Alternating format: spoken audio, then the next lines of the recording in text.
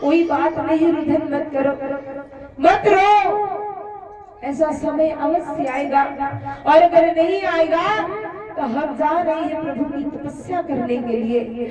आज महाराज राजा हरिश्चंद्र चले और तपस्या करने के लिए। एक वृक्ष है महाराज, और वृक्ष के नीचे राजा हरिश्चंद्र फूट फूट करके रोए। और जब राजा हरिश्चंद्र रोए तो रोने की आवाज वरुण देव ने सुनी। वरुण देव दौड़ करके आए और कहने लगे, तुम यहाँ क्यों रो रहे हो?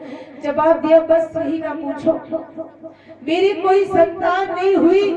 तो जब संतान नहीं होती तो आप तो जानते हो संतान का दर्द क्या होता है। जवाब दिया, अरे तो तुम पुत्र के लिए यहाँ रो रहे हो? समझा करके कहा, हाँ। अरे तुम्हें नहीं मालूम है, दुनिया के लोग पुत्र से बहुत दुखी हैं और तुम पुत्र के लिए दुखी हो। जवाब दिया, हाँ मैं बहुत दुखी हूँ, हमारी रानी महलों में बहुत रोती है, एक पुत्र के लिए, मेरी संतान नहीं है, संतान के लिए।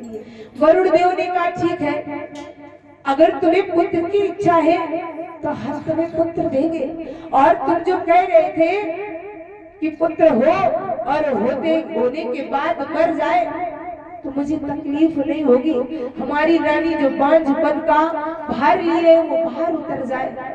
तो ठीक, हम तुम्हें वचन देते हैं, तुम्हारे पुत्र होगा, बड़ा ही सुंदर होगा, लेकिन जैसे ही वो पुत्र हो वैसे ही तुम हमारा यज्ञ करवाना और उस पुत्र को काट करके उसी यज्ञ में चढ़ा देना, तो हम तुम्हें पुत्र देते हैं।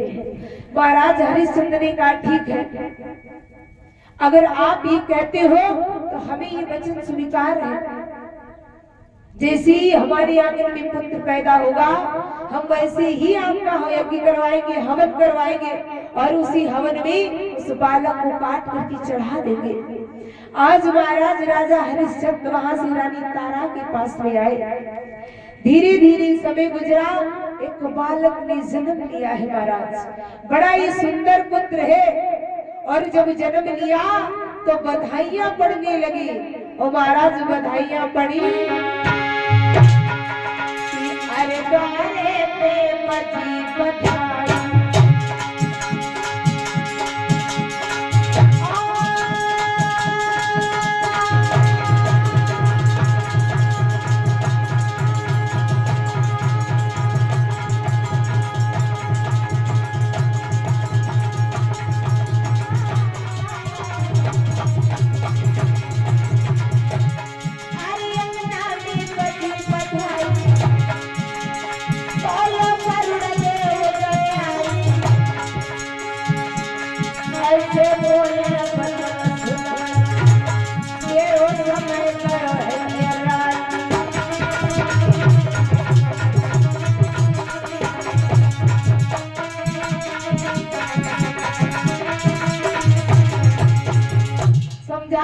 हरिश्चंद्र ये खुशी ज्यादा समय तक टिक नहीं सकती है, इसलिए हमारा यज्ञ करो, इस बालक को चढ़ा दो। जैसे ही महाराज ये बात कही, राजा हरिश्चंद्र ने कहा, अरे प्रभु थोड़ा समझने की कोशिश करो, ये बालक अभी पैदा हुआ है और अगर हमने इसे अभी काट करके यज्ञ में चढ़ा दिया तो इसकी माँ रो रो करके मर जाएगी। इसलिए ज्यादा नहीं, थोड़ा समय दो, हमें 15 दिन दे दो।